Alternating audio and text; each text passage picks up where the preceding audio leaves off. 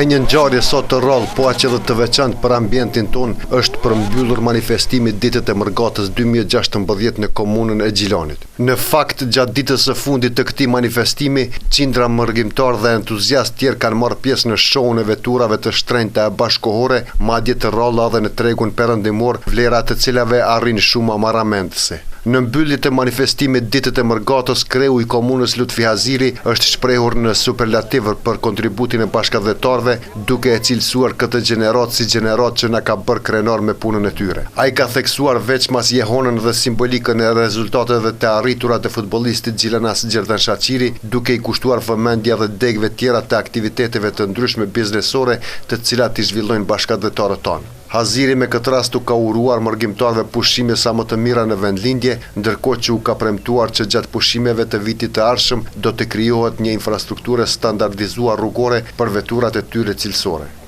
Ndërsa në lidhje me organizimin dhe mbarvajtjen e këtij aktiviteti, i cili njëherët shënonte edhe përfundimin e manifestimit kushtuar Ditëve të Mërgatës 2016, Agim Zuzaku, drejtori i zhvillimit ekonomik në komunën e Gjilanit, ka vënë në fokus rëndësinë e krijimit të traditës, ku do të prezantoheshin dhe ekspozoheshin automjete në mbështetje të mërgjimtarëve, duke u krijuar atyre kushte sa më të volitshme për investime. Ky panajri makina është organizuar nga kompania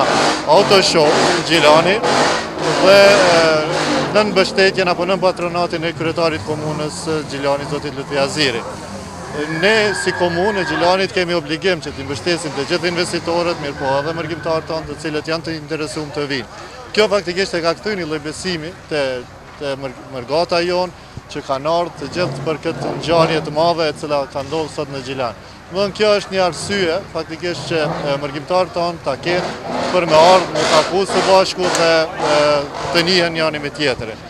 Granete Zylfiu, ideator dhe organizator i këtij aktiviteti, i cili jeton e vepron në Zürich të Zvicrës, ka folur për rrjedhën e tërësishme të organizimit të kësaj ngjarjeje, duke vënë në spikam edhe rëndësinë e krijimit të traditës së autoshowut në Gjilan. Ai ka bërë të ditur se në këtë ngjarje veturat e prezantuara përpos që janë veçuar nga kualiteti, ka qenë mjaft e madhe, madje treshifrore dhe vlera e tyre, e cila madje është cilësuar si marramendse edhe për standardin e vendeve të zhvilluara perëndimore. Nis këtë organizim që gjysmë viti,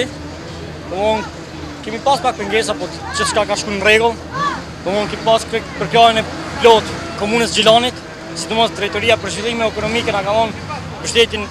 plot të çështëm maksimum, s'ka pas më është. A kemi vazhdu këtë eveniment me mbajtje edhe vite të tjera? Kismet do ta bëjmë si traditë, që të mbajmë çdo vit,